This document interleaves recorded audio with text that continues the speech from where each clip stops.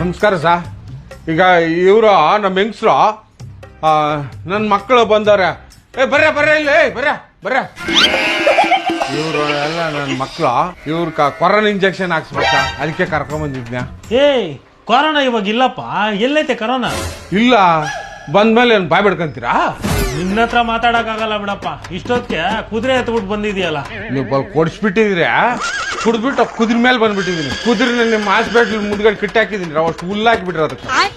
ಏನ್ ಮಾತುಗಳು ಹೇಳ್ತೀರಿ ಸರ್ ನೀವು? ಅಪ್ಪ, ನಮ್ಮ ಹಾಸ್ಪಿಟ್ಲಲ್ಲಿ ಕೊರೋನಾ ವ್ಯಾಕ್ಸಿನ್ ಇಲ್ಲ. ಎಲ್ಲಾದ್ರೂ ಗೌರ್ಮೆಂಟ್ ಹಾಸ್ಪಿಟ್ಲಲ್ಲಿ ಇರುತ್ತೆ, ಹೋಗಿ ಹಾಕ್ಸ್ಕೊಂಡೋಗಿ. ಅಷ್ಟು ಹೇಳ್ಬೇಕು ಅಷ್ಟೇ.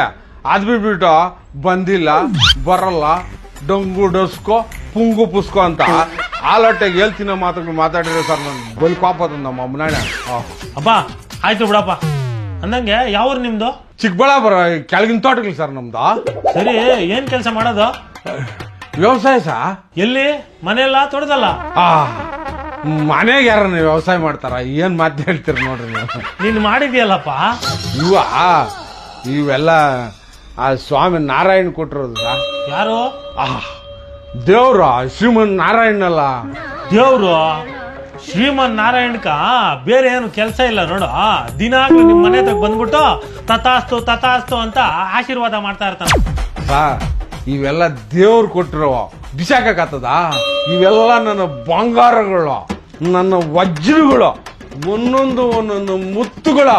ಈ ಮುತ್ತುಗಳನ್ನೆಲ್ಲ ಎತ್ತಿಕೊಟ್ರಳ ಈ ನನ್ನ ಬಂಗಾರ ಬಿಸ್ಕತ್ ಆಗಿತ್ತಕ್ಕಾಗ್ಲಿ, ಇನ್ನೇನಲ್ಲಕ್ಕಾಗ್ಲಿ. ನಮ್ಮ ಅಮ್ಮನ ದಿಗ್ಲೇ ಬೀಳಲ್ಲ.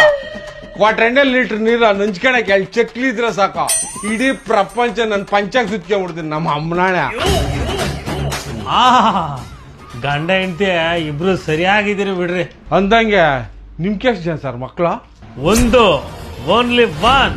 ಬೋರಾಗ ನೀರ್ ಎಷ್ಟಿರ್ತದೋ ಅಷ್ಟು ಬೆಳಿಗ್ತಾರೆ. ಏನ್ ನೀರಿಲ್ಲ ಅಂದ್ರೆ ತಲ್ಚಚ್ಕೊಳಕತ್ತದ ಪಾಪ. ನಡ್ರ ನಾವು ಕೊರೋನಾ ಇಂಜೆಕ್ಷನ್ ಹಾಕ್ಬೇಕು. ನಡ್ರ.